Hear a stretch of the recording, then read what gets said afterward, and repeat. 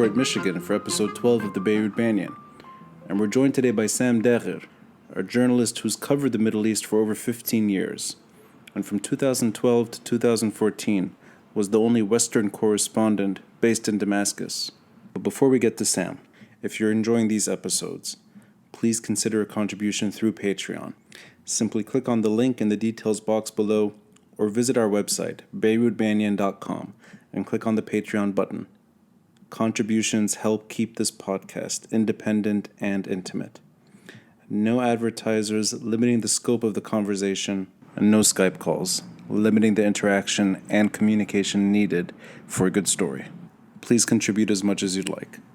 Now, Sam Dagher is best known for his reporting on the Syrian uprising, as well as the Arab Spring at large, and America's invasion of Iraq. But Sam's professional career begins in investment banking, and he spent several years living in Moscow before turning his career into financial reporting. And in the 1990s, Sam began covering Eastern Europe, and he witnessed up front the massive societal changes that happened with the end of communism. And Sam's coverage of these major events helps bring a human and emotional perspective to what's happened in Syria. His extensive reporting on Syria helped pave the way for his recent book, Assad Reburned the Country. And if you're interested in purchasing the book, there is a link in the details box as well. Sam is currently giving a book tour in the US, and I managed to see him give one of his talks in Dearborn, Michigan, at the Arab American National Museum. And if you follow Sam on social media, his Twitter account, his Facebook page, or his website, linked below, you'll see which city he's visiting next. And I highly recommend watching Sam deliver his talk. His passion radiates through his presentation. If you stick to the end of this episode, you'll hear a small snippet from Dearborn. We cover all these topics and more in my conversation with Sam Dagher.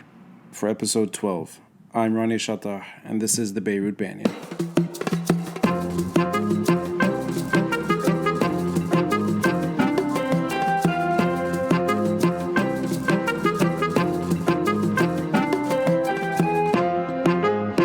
What took you from banking to journalism? I went to New York in the early 90s. I worked on Wall Street with a firm that was investing in Eastern Europe and Russia. All these countries in Eastern Europe, after the fall of the Berlin Wall and the collapse of the Soviet Union, were basically shifting from this command economy to a market economy. And for a lot of American banks and investment funds and lawyers and insurance companies and big companies, I mean, these countries were like the frontier. I mean, there was a lot of big business to be had there. So I started traveling to these places, and I spent a lot of time in Moscow.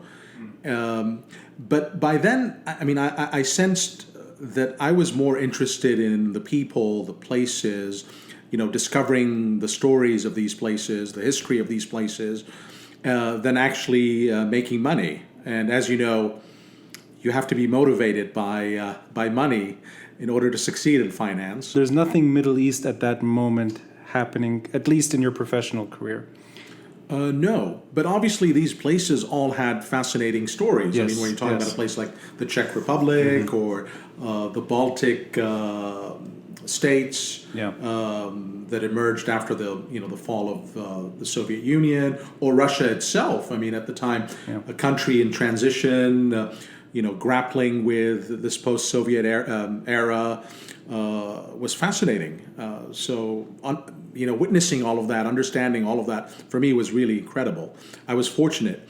But again, if you were in finance and banking, you have to be motivated by making money, going there and talking to your clients and dealing with your clients for the sole purpose of making money. This shows you the power of storytelling. Exactly. And was it something that sparked your curiosity in the stories of these people? Was it a particular moment that you saw yourself maybe diverging from finance only into other terrain?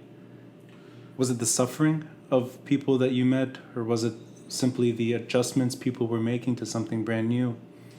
I mean, all of these things. I mean, when I started to being invited to people's homes, to their weddings to their funerals. I mean, Yeah. you got to actually the chance to come face to face with people, and they Yes. started telling you their stories, and obviously I was impacted by it. Yeah. And people even going back to history, to Soviet time, people talking about how they were impacted by the Stalin purges, for instance. For me, was a very impactful moment. I always think of this of Eastern Europe and Russia post 1989, post Soviet Empire, parallel to the Middle East, even though they took a different route, and eventually they moved in a better direction. But it's the same sort of springboard, if you will. There's an old world order ending. Both regions are able at that moment to perhaps shift gears. One does, ours does it later. It takes us maybe 2.5, 3 decades. But we're both on the same sort of terrain. And my interest in storytelling is, I think, related to what you're describing, which is hearing people's stories in places you would least expect it. And maybe the emotion that comes out of something that you wouldn't expect either. And that also has to do with money. I wonder the economic burden that people faced in that part of the world. Did you find any similarities there that you did later in the Middle East? That people were yearning for change, not just politics, or not just the system itself, but also financial reawakening. That includes we deserve less corruption. Was all that in the mix when you were there? Absolutely, absolutely. I mean, that's what people were talking about. Yeah. Like, they were resentful of this new class of, crony capitalists that were emerging out of the ashes of the Soviet Union. They were expecting something else, something better. Yeah. When they were told that finally democracy was coming to Russia, the first McDonald's opened, the promise of, the middle class rising up and all of that.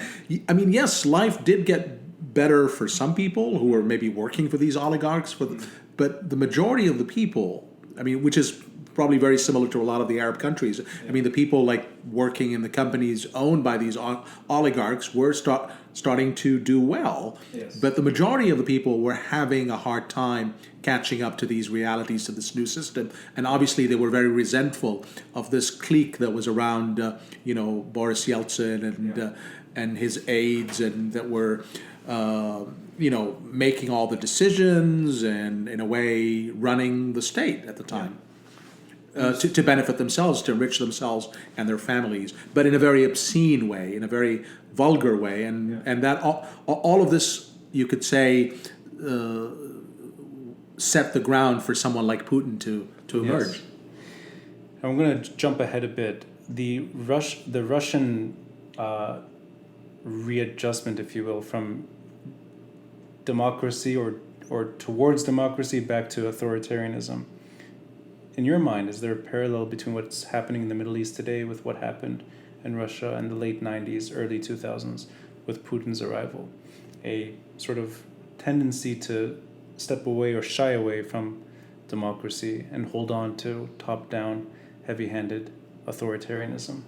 Very similar, yes, absolutely. I mean, this is why Russia instinctively understood when the Arab Spring started that movement also posed a threat to Russia itself. Do you think that was in the mindset of Russian leaders, that this is what we went through and we can stop this if we want to?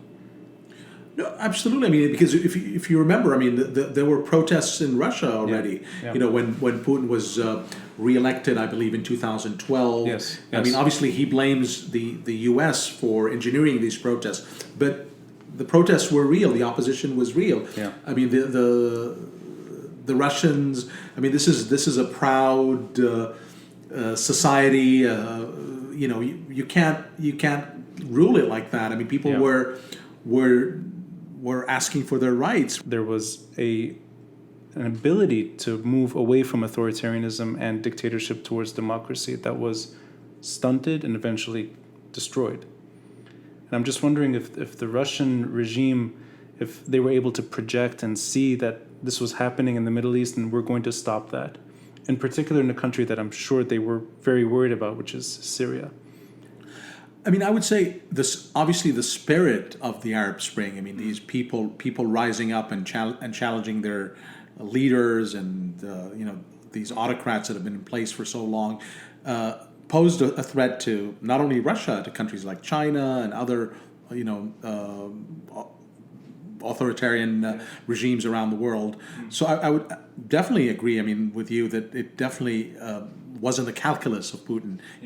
That these uprisings and the spirit of these uprisings posed a real threat, because there had been protests in Russia before against what Putin was doing. I mean, for years. Sure. Yeah, you're in a unique position because you have the tools necessary to gauge the financial mood of an audience, and you're also a storyteller and a war correspondent. So I can't think of someone better suited to then cover the Arab Spring, because you saw another spring.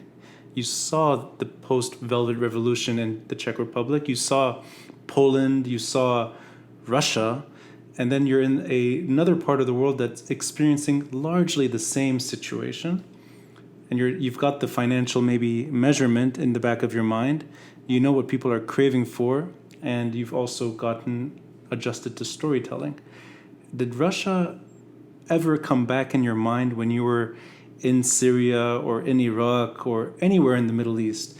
Were you thinking back to the Russian days of your earlier career, and were you using anything from those years when you were covering the Middle East?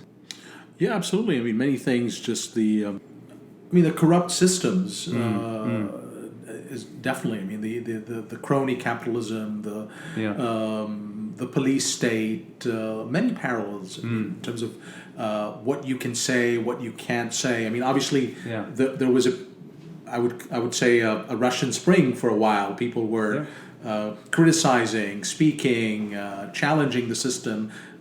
All of that was shut down. Yeah. So yes, I mean, lots of parallels, similar grievances. I mean, let's put it that way in terms of what the people want.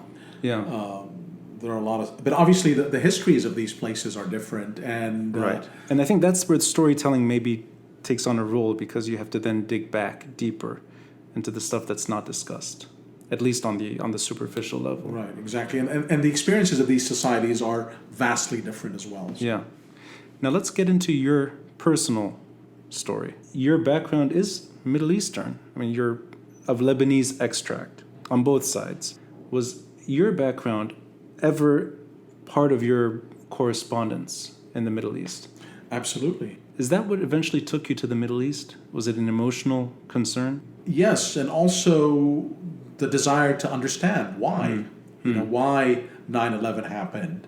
Why the U.S. was about to invade Iraq, and what was going to happen to the Iraqi people, and how was that invasion going to affect the entire Middle East, and all these questions were on my mind, and it was very personal for me as well. It wasn't only the desire to go there and become a famous war correspondent.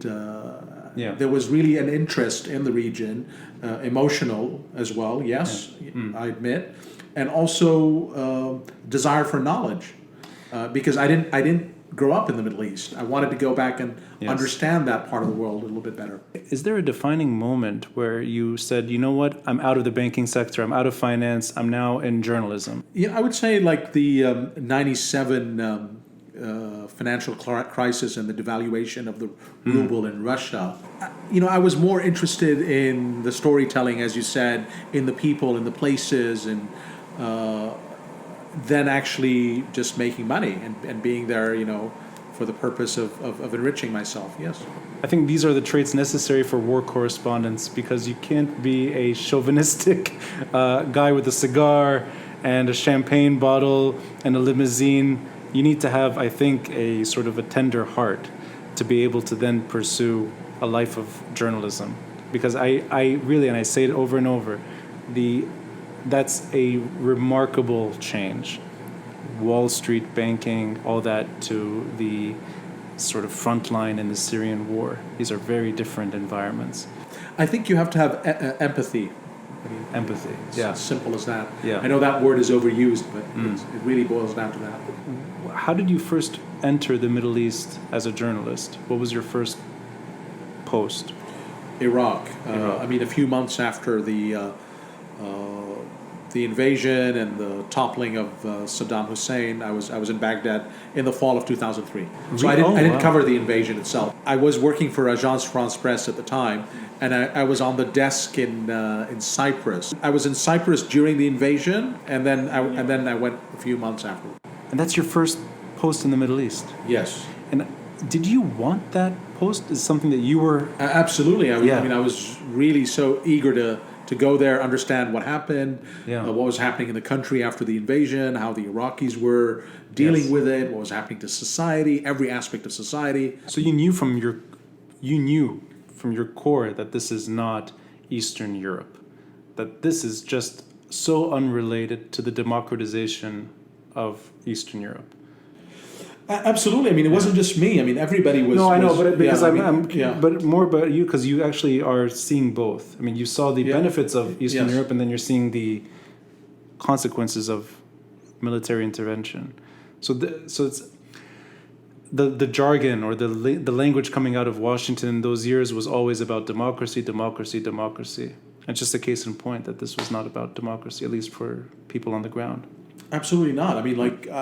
I'll tell you, like, what some of the things that really impacted me was hearing the stories of people who were assassinated just for the mere fact that they were officers in the army under Saddam or had taken part in the war against Iran. And they were just assassinated in front of their homes. I mean, sometimes just standing outside of their home smoking a cigarette, and these militias that are tied to Iran just drive by and shoot this person. So I was seeing how the society was unraveling, how people were now clinging to their tribal sectarian affiliations as their protection. I mean, under Saddam, yes, it was a rotten system, but everybody was under the boot, and once that system is gone, everything kind of comes up to the surface. All the, animosities, the score settling comes up to the surface. So we were witnessing that. We were witnessing how this society was unraveling. Yes, as the U.S. was spinning this as like, no, things are working, and we would go to these press briefings, and they would tell us like, elections, and we're preparing for elections. Everything is fine. You guys are too negative, and you have to look at the things that work. To you as journalists, that you're spinning it the wrong way. Exactly. It's hard to forget these. I mean, this is now 15 years ago or so, but it's recent. It's recent history, very recent history. Do you think that moment of American desperation to install something decent in Iraq, for that not to have worked, do you think that is our missed opportunity when it comes to the Arab Spring? That because America was so hell-bent on trying to make Iraq work and did not succeed, that we lost a very important chance of having American help in ushering in a better Middle East in the Arab Spring? Or do you think America has really nothing to do with what's happened the last few years? I think the way America did it really set us back, because the way America did it, by forcing it, and then what came after the invasion was the perfect pretext for regimes that wanted to stay in power at any cost, like in Syria, to say to their people, don't you dare demand, more freedom, more rights, because look at what happened next door in Iraq. I mean, I heard that with my own ears when I was in Syria in 2005. Yes. People saying, we don't want what happened to Iraq to happen to us here in Syria. And this was the perfect gift to the regimes, to Iran, to Saudi Arabia. So I would say the U.S. intervention set us back. And the way it was done and the mistakes. So I would say it was a horrible decision from the get-go. The U.S. should have supported democracy and change in the Middle East in other ways. Yes. And there was an opportunity to do it in other ways back then, not the way it was done in Iraq. I mean, I think we are still living with the consequences of that decision, even the emergence of ISIS later on. I mean, in 2014, you could trace it back to that moment. And you could probably trace back the regime barbarianism to that moment too, that they know what the cost is, that they know that they need to stay entrenched at all costs because they will not meet the same fate as Saddam. Right, but even Saddam himself, I mean, said, if you come and invade and take over Iraq, you're going to take it. You're going to take it as a desert. As a desert, Everything is going to be destroyed. We're not going to let you rule Iraq. I mean, right. So that spirit of the regime, like wanting to destroy the country rather than leave power, was already there. Oh, so that's the template you think that the other regimes used? Absolutely. I mean, all regimes throughout history. I mean, at least the ones in the region, the whole country must be destroyed before we go. Before we go. Yes. Now, in those years, in that mix, something unusual happens, and it's unexpected. Lebanon's March 14 moment, an anti-Syrian uprising, but in the mix there's more than just anti-Syrian slogans. It's about reestablishing Lebanon's sovereignty. It's about ending corruption. I mean, the majority on the streets on March 14, 2005, the overwhelming antagonism towards Syria, the yearning for something different. I mean, that reminded me of Prague in 1989 or Bucharest. I was not thinking Iraq, and I was not thinking if it's more relevant. I wasn't even thinking Middle East examples. I was thinking this seemed to be like a European exploration at democratization. Do you think Lebanon is also sort of stunted because of the Iraq experience? Is it part of the same story, or is it something that's just an anomaly, that this is just an unusual event? A big figure was killed, and Lebanon tried, and it didn't succeed at shifting gears, at changing course.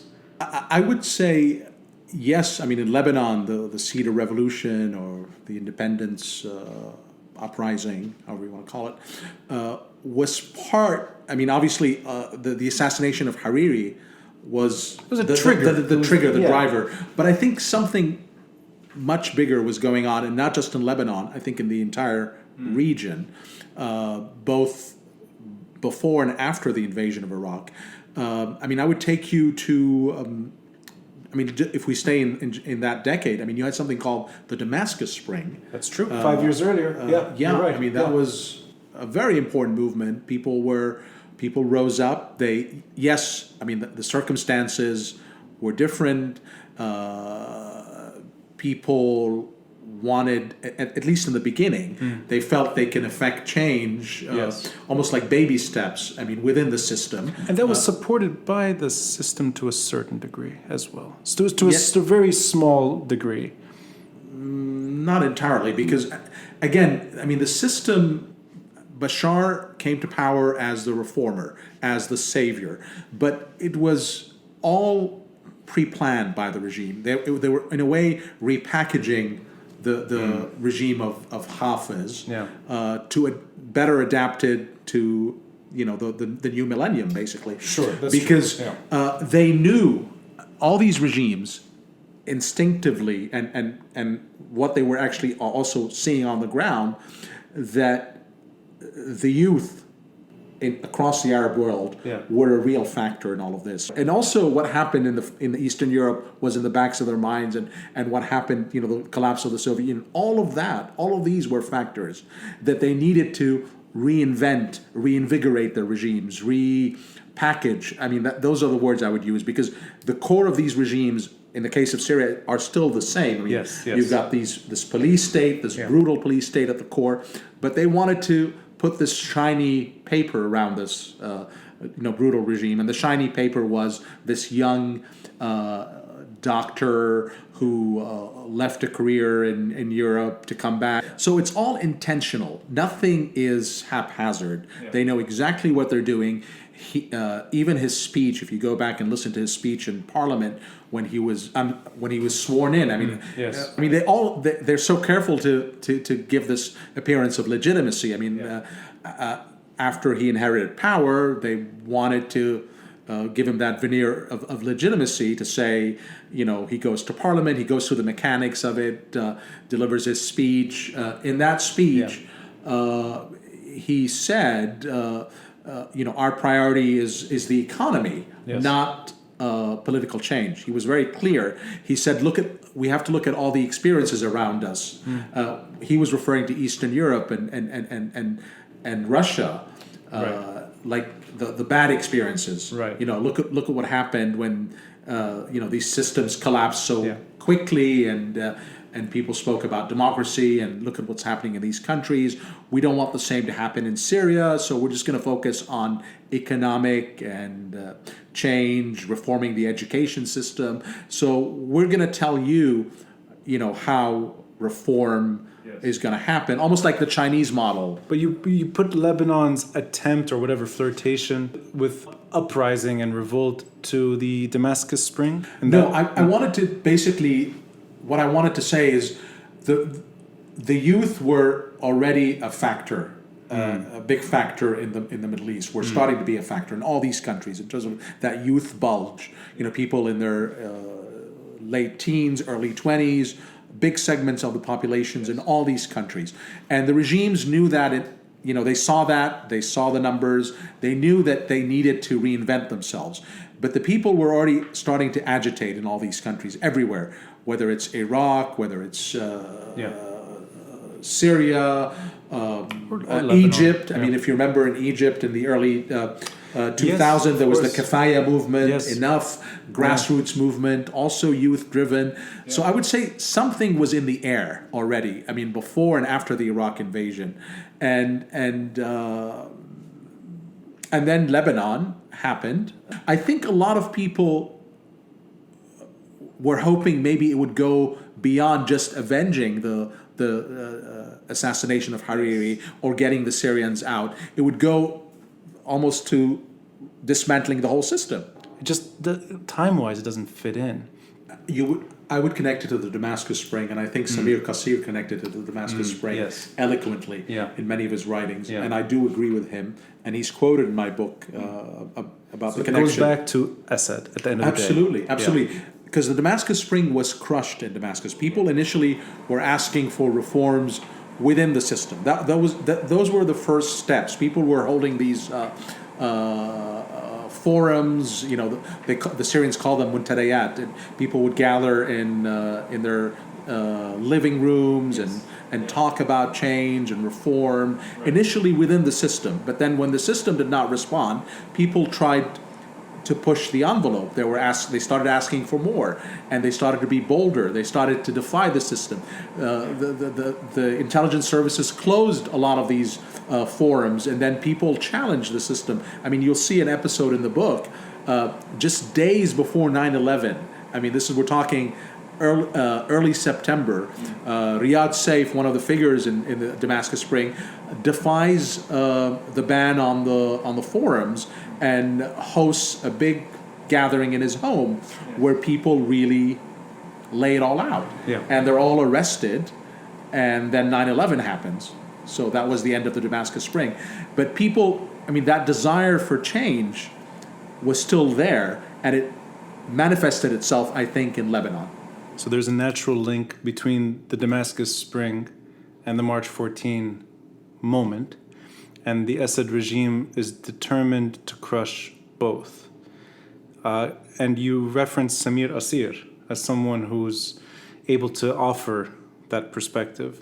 I think there's a quote in your book that you wanted to share about that. In the part where I talk about the car bombs that killed Gibran Twaini, the publisher of An-Nahar, and Samir Kassir, an editorialist on the same paper, I introduce a quote by Samir Kassir in the summer, from the summer of 2001. It was about the Damascus Spring, and this is what he said, quote, what you can feel is that the Syrian intelligentsia was able to regain in record speed its ability to criticize and analyze, despite having been in the freezer for decades.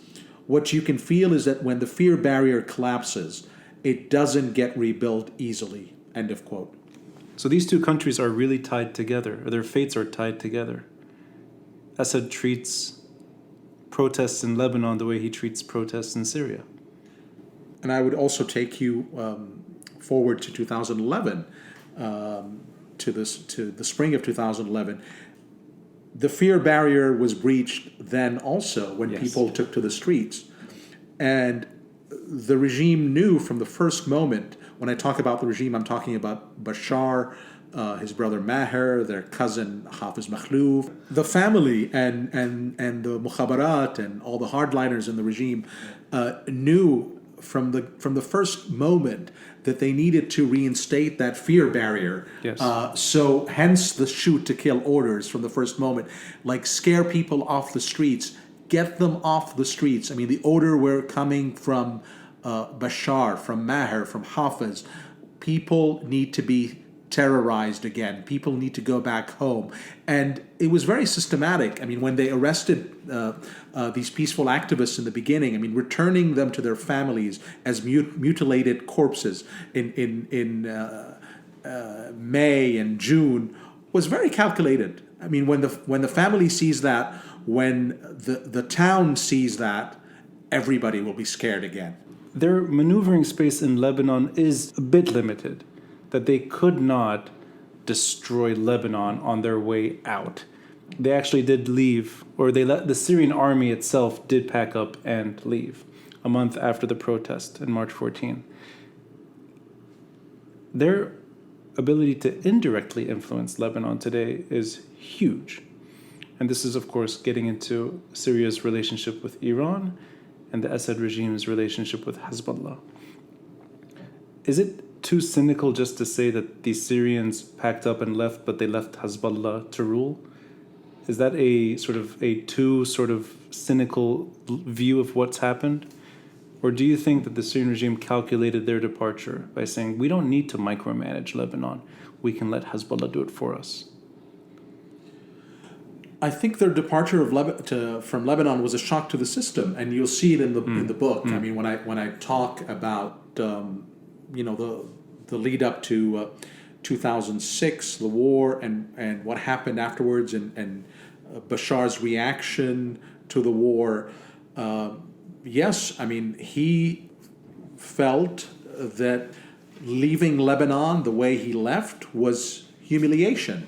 And he was determined to teach Lebanon and the Lebanese a lesson. And obviously his departure from Lebanon was an opportunity for Hezbollah and Iran. Now they are the real power. They're the ones who are going to fill the vacuum. They're the ones who are going to run the place. And but obviously Assad at the time looked to Iran and Hezbollah to restore respect to the regime. There's a scene in the book, the day after the ceasefire in the 2006 war that ended the war between Hezbollah and Israel. You see Bashar at the palace telling his best friend Manaf Tlas, who was then a brigadier general in the Republican Guard, that Hezbollah restored our dignity, our respect. He was ecstatic. He was happy. I mean, this is a war that killed hundreds of Lebanese and displaced hundreds of thousands and destroyed towns and villages. He was happy. He was ecstatic. So it's almost like a correction of that humiliation, that they look at Hezbollah as a way of regaining their own, I don't know what the word would be here, their own vindication. Stature. It was almost like vindication. You know, that you drove me out of Lebanon. You forced me out. America, France, and the UN, and look what I did. Look at what's happening to Lebanon. You thought Lebanon would be stable and prosperous, but there's war, and then everybody who opposed me is going to die.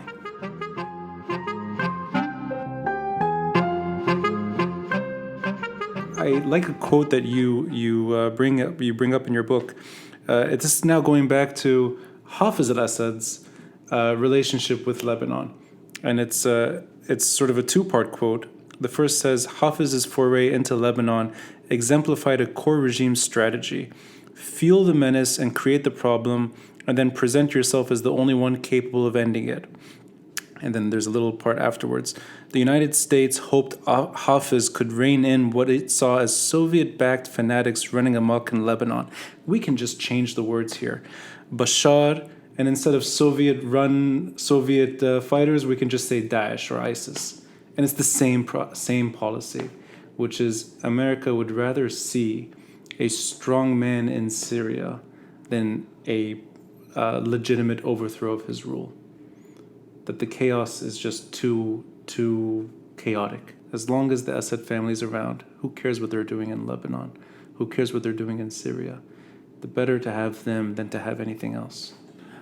Yeah, but I wouldn't just that wouldn't be just specific to Syria. I would look at U.S. policy in the whole region. I mean, not just U.S. policy, French policy, British policy in the region. Let me boil it down to this. I mean, for all these countries, whether it's the U.S. and France and Britain, they've always had this transactional relationship with all these regimes. Yes. I would call them the bargains that these countries that profess to represent true democracy and liberal values.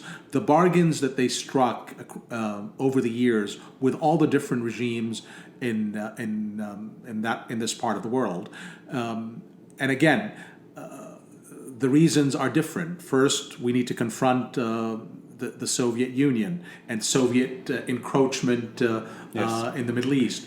We need to sell these regimes weapons, as in the case of the Gulf monarchies and other big countries, or we need to secure oil supplies from the Gulf. So having the stability, having these monarchies, these strong regimes in place is beneficial. Or the thinking that maybe these stable regimes and the regimes that we know better than others that we don't know are good for Israel's security, are good for overall stability in the region. There's always something, or maybe later in '79 to confront Iran and the Iran menace, the way Washington support Saddam. In the case of Syria, things are a little bit more nuanced, but the regime always knew how the U.S. thinks, how the U.S. operates, how the French operate, how the British operate, and they've always, in a way, blackmailed these countries and these democracies. I mean, in the beginning, Hafez was starting to have a good relationship with America. In '74, Nixon visited Damascus, and Kissinger had brokered that agreement, that created the demilitarized zone in the Golan Heights. Right. So Assad was starting to be potentially an ally of America. He was getting money from the Gulf countries, who were, particularly Saudi Arabia, and he was also getting assistance from the Soviet Union. So he was basically getting support from everywhere. He was trying to play all these powers to his benefit. And then when the civil war erupted in Lebanon, in a way, America encouraged Hafez to go in and restore order. And if you remember the Christians, that's true. The presidents, the Christian leaders, Shamoun, Frangieh, and Gemayel, they were supportive of Hafez going in. And then when Hafez felt, both his rule in Syria was starting to be threatened, and when his agenda in Lebanon started to be confronted by other forces, other players, he made it clear to the West that, you come after me, you'll pay a heavy price. And hence the support, direct and indirect support for a range of terrorist groups that were operating in Lebanon at the time. And the message to the West was, come after me and you'll pay a heavy price. and then the West retreats. In the case of France, for instance, they know that he ordered the assassination of their ambassador, but they go in '84 and they meet with him regardless, and they try to have a détente with him. And the same, I would take you fast forward to the Sun in the 2000s. Initially, he was feted as the reformer. Yeah. In the book, you'll see Madeleine Albright there saying she's comforted by him taking over power from his dad. And the French are supporting him. Chirac is there. The Saudis are giving him money. And 9/11 happens, and he's a partner in the war on terror. The CIA planes are stopping in Damascus to hand over suspects to torture. Yeah. So initially, yes, he was a partner in many of these endeavors. And then when he felt that his rule was threatened by the invasion of Iraq, and then when the French and the Americans collectively started putting pressure on him over Lebanon, and obviously the Saudis felt that he maybe cheated them because he told them that he would play nice in Lebanon and support Hariri and all of that. What did he do? He burned Lebanon, and he also started supporting the insurgency in Iraq. And then the West retreated, and you'll see that in the book. Kerry and John Kerry, who was at the time chairman of the Senate Foreign Relations Committee, and Pelosi, Nancy Pelosi, 2007. We talk about one presidential candidate now, Tulsi Gabbard, going to Damascus and meeting with him a couple of years ago. But let's not forget, 2007, Pelosi went, Kerry went multiple times. Really, what is at stake now? One could see Lebanon as a bargaining chip for Syrian influence in the region, especially vis-a-vis the Arab-Israeli conflict. And one could see Syria getting benefits to that, the regime, and this could simply be money. It doesn't have to be that sophisticated. But what are they getting now from Syria, other than a destroyed country? Now the regime is dependent on Iran and Russia primarily to stay in power. More so on Iran than Russia, because yes, Russia is there, the military bases are there. We've seen the Russian military support was decisive in 2015 onward. But the regime knows that the moment Iran withdraws, that would be the end of the regime. And so this is a nightmare for Hafez. If Hafez were alive, this would be the end of the world. Absolutely. Again, Iran was a partner of Hafez, but it was a relationship of equals. Yes. Iran couldn't do anything in Lebanon without consulting with the Syrians. This was when Hafez was alive, and maybe the first couple of years of Bashar's rule. But the Iranians and Hezbollah knew that the ascent of Bashar was a tremendous opportunity. From the first moment, they knew that this guy needed them. I would take you back to the funeral of Hafez in 2000. So there was the official funeral in Damascus at the palace. Madeleine Albright came. Chirac was there, I think. The former Secretary of State, and Chirac, and Hosni Mubarak, I think. And then there was the unofficial sort of family mourning in Kurdaha, which is their hometown. Guess who showed up to that one? Hassan Nasrallah. And he sat side by side next to Bashar al-Assad as Hezbollah fighters who had come from Lebanon put on a parade to pay tribute to Hafez and to thank him for his support, which they said was instrumental to the liberation of the South, because you remember in May 2000 and May 2000 when Israel pulled out of the South. And so from the first moment, I think Iran and Hezbollah understood this was an opportunity for them to really go in, both inside Syria and in Lebanon, more importantly. And Hezbollah and Iran see that change in Damascus, Hafez to Bashar, as the opportunity to assert their sway in the region, that they're going to step in and overtake Hafez's role of firefighter and fireman, fire starter and fireman at the same time. In Lebanon? Well, particularly in Lebanon at that time, but then later, not just in Lebanon, in Syria too, and to Iraq. Right. I mean, obviously, I mean, for the Iranians, it's not. I mean, Syria is like the jewel in the crown, Yes. but there's all these other pieces too. Right. And you have to remember, like, after the assassination of Hariri, Yeah. Bashar was really vulnerable, and that's when the Iranians stepped in and said, hang on, we're here, we're gonna stand by you, we're gonna protect you. Yes. And that's when actually, I would say, and you see that in the book, that's when the doors were opened really wide for the Iranians and Hezbollah in Damascus. Hafiz's rule officially ends in 2005. He dies in 2000, but the regime that he set up ends in 2005. Right. I mean, but Bashar thinks he's like reinventing the regime, recalibrating the regime, asserting himself. But at the same time, Hezbollah and Iran are there. They have access to everything. I mean, all the doors are wide open. Right. They were testing missiles at the research facility. Everything was open to them. I mean, in the book, you'll see Bashar's brother and the role he played. But Hafiz kept Syria under his rule through his rule. Bashar could not keep Syria under his rule. And now Hezbollah and Iran and Russia, and his rule is now completely dependent on their persuasion.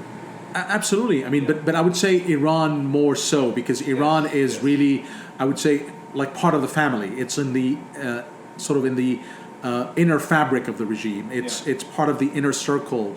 Russia, it's a different dynamic. I mean, obviously, Russia is trying to take things into more the state, the army, and Iran has its own agenda. But Bashar knows that the moment Iran leaves Syria, he's finished, when he's only dependent on Putin.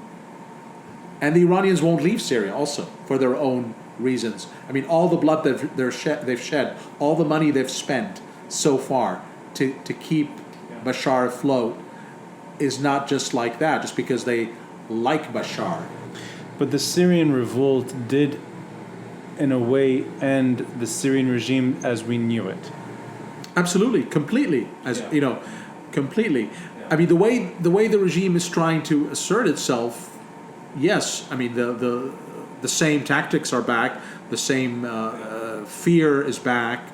The statues of Hafiz are going back exactly. In a lot of these towns. I mean, that's how the regime is regaining it, trying to project that it is in control, but in reality it's not. I mean, even all the Syrians who are now inside Syria know that the regime is. I mean, nobody has to tell them this. I mean, they know it. That really the decisions are made by Russia and mainly by Iran also.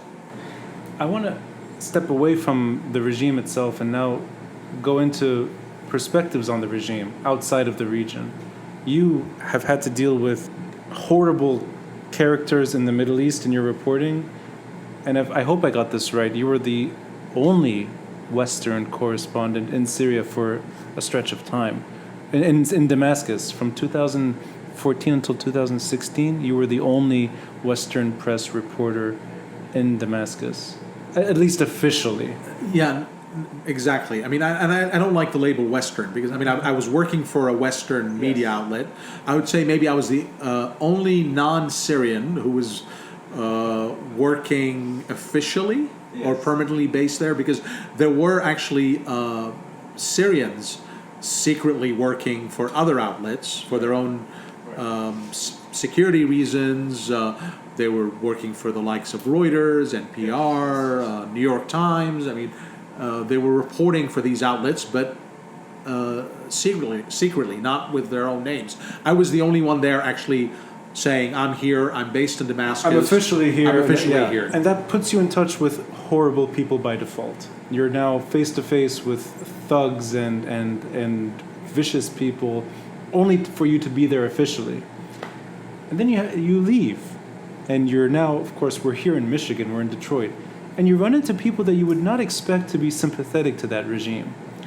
And I wonder, is today, now that this regime seems to be lasting in its current state, how has Syrian propaganda, Syrian narrative infected people here, where you have pro-Assad politicians, you have pro-Assad academics, you have people that are willing to speak and praise the Syrian regime in places where that kind of regime behavior should not be tolerated in the slightest?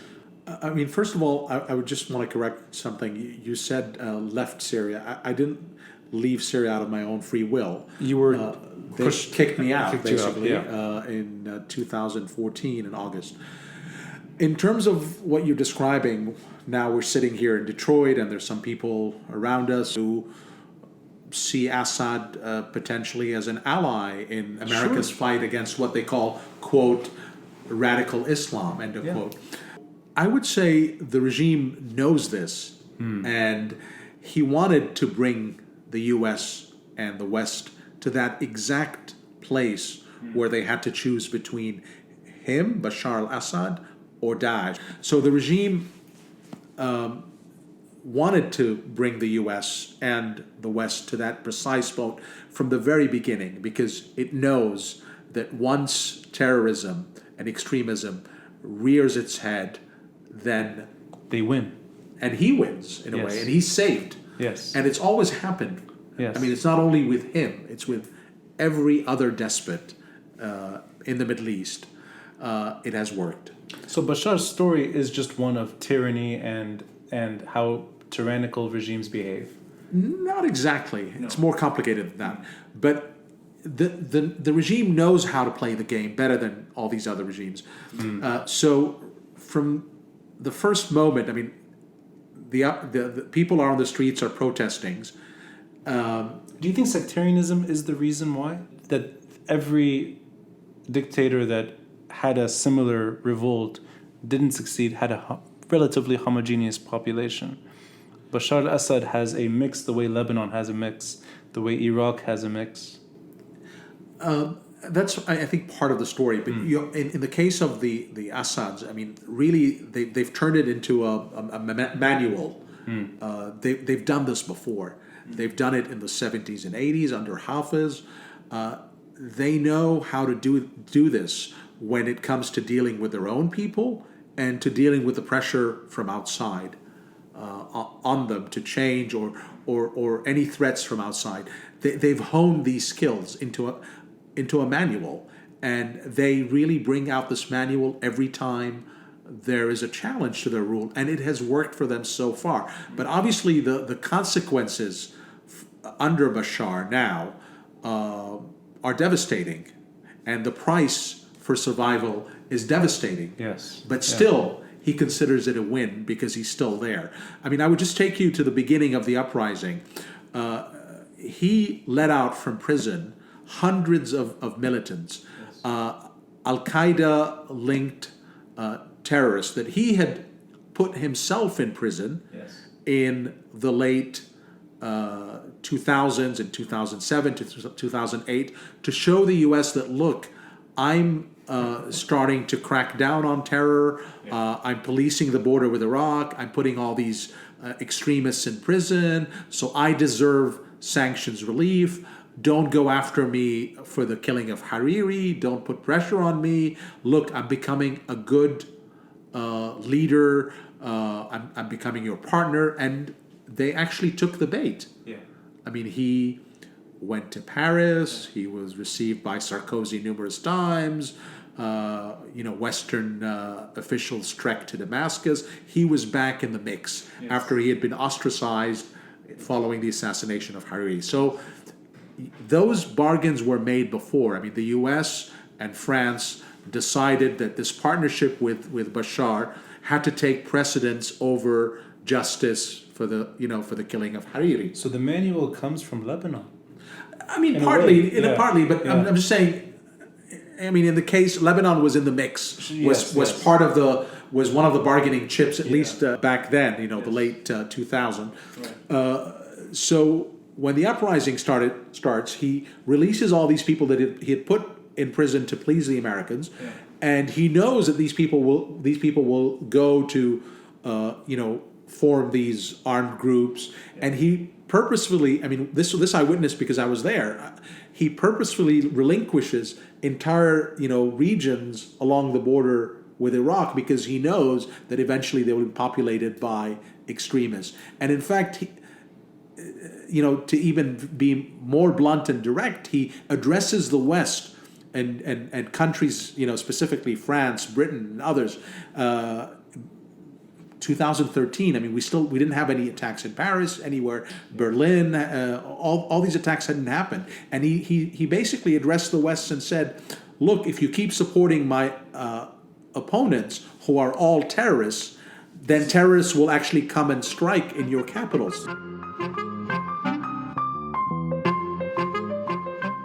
In Syria, were you an American journalist, or were you a Lebanese Sam Dagher from South Lebanon? I mean, I was lucky to get a press card. I just befriended the guy at the National Media Council.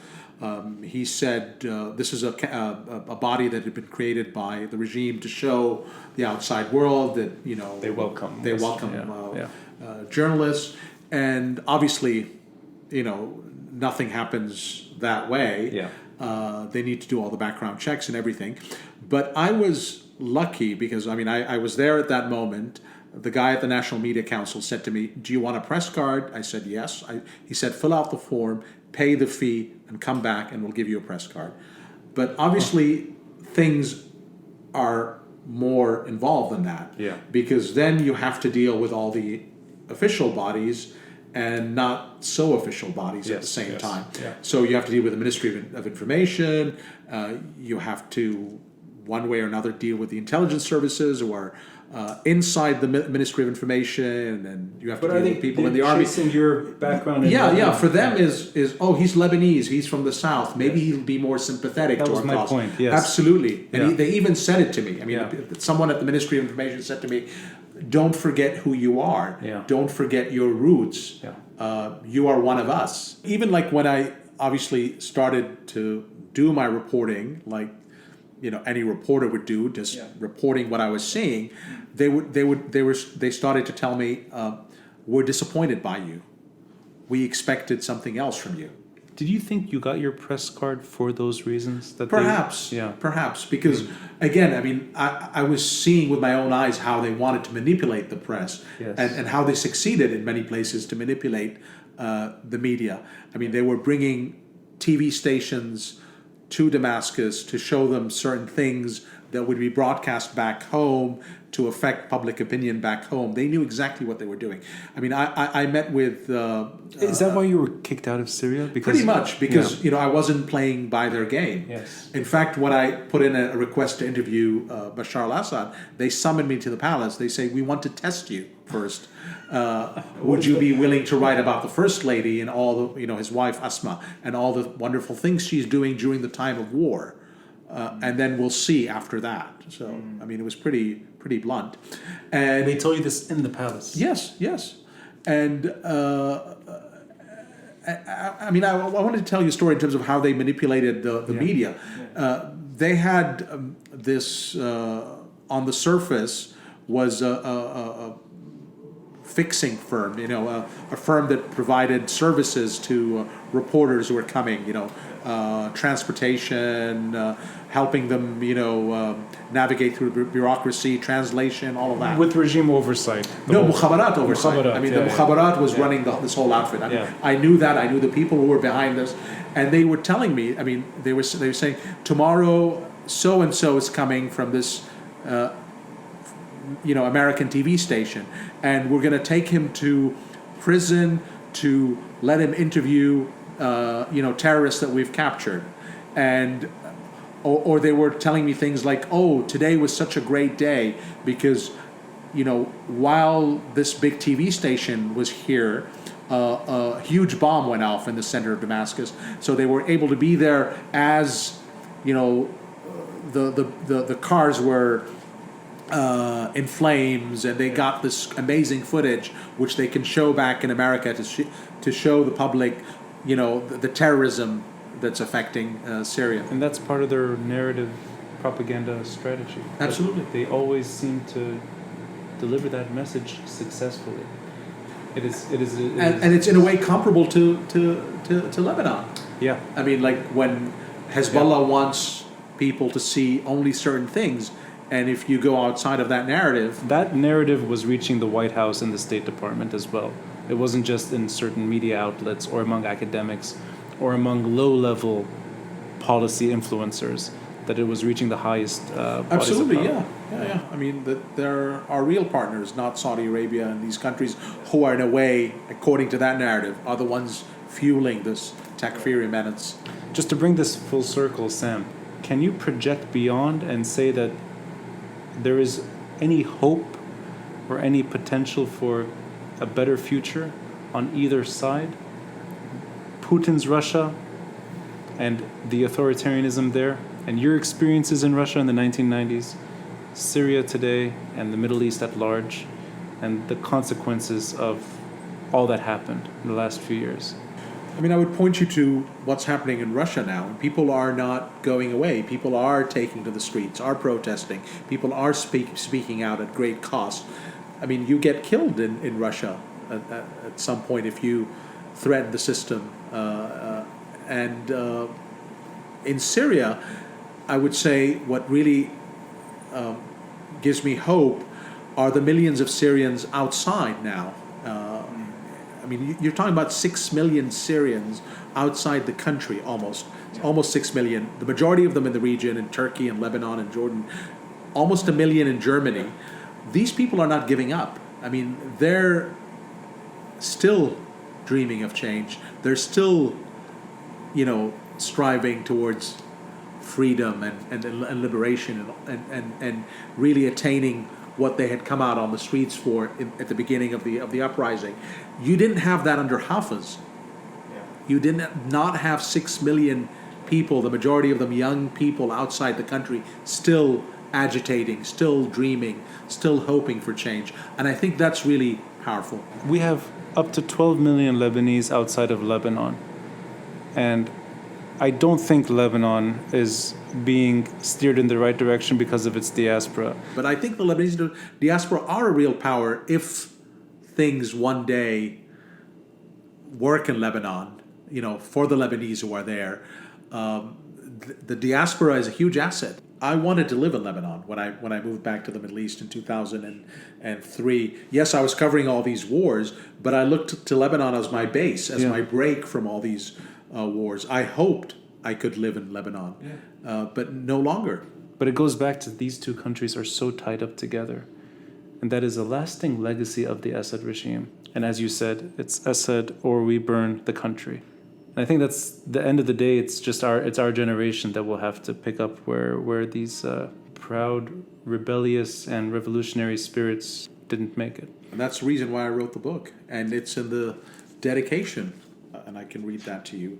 And I dedicate it to the Syrians who rose up to demand freedom and dignity. Your heroism, sacrifice, and story will never be obscured by lies. Well, there you have it. Thank you, Sam. Thank you, Ronnie.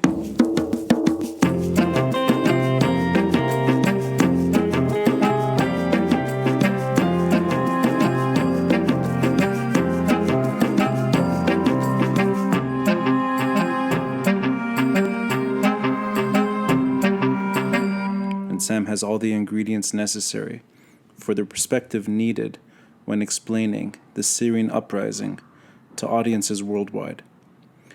Check out Sam on his book tour, and again, get the book. It's linked below. Ingredients for War Correspondent: the personal and the professional life that took Sam to Syria. Change those ingredients, and you can have a very different career. And which ingredients land you where, you may need to consult a chef. And next episode, we'll be speaking with Philippe Messoud, a celebrated chef who owns and runs Ilili Restaurant, an award-winning Manhattan institution.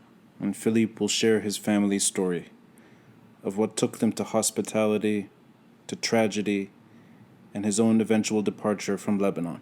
And to stay updated regularly with each new episode's release, please click on subscribe from your preferred podcast platform or subscribe to our YouTube channel, The Beirut Banyan. The ingredients for Philippe Massoud's culinary career will be shared next week. And for this week with Sam Dagher, we'll leave you with a small snippet from his book talk in Dearborn. Until next time, I'm Rani Shatah, and this is The Beirut Banyan. The Cedar Revolution in Lebanon, it wasn't just about ending the Syrian occupation or kicking the Syrian soldiers out.